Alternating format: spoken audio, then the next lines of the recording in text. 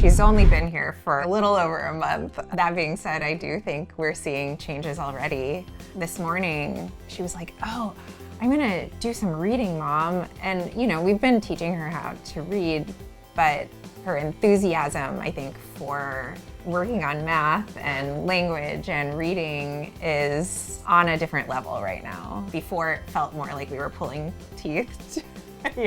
And we've seen a real explosion in her reading ability just in the last month. It went from sometimes just crying on the floor that she didn't want to do it, and then all of a sudden she was like, yes, I'm going to do this and we're going to do it together. And then it was magic.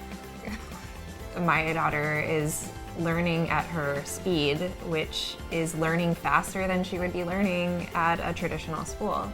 If the promise of this school comes to its full fruition, then in a generation there's going to be all of these children who experienced a one-on-one learning dynamic, and they're going to go farther and do more than we've seen.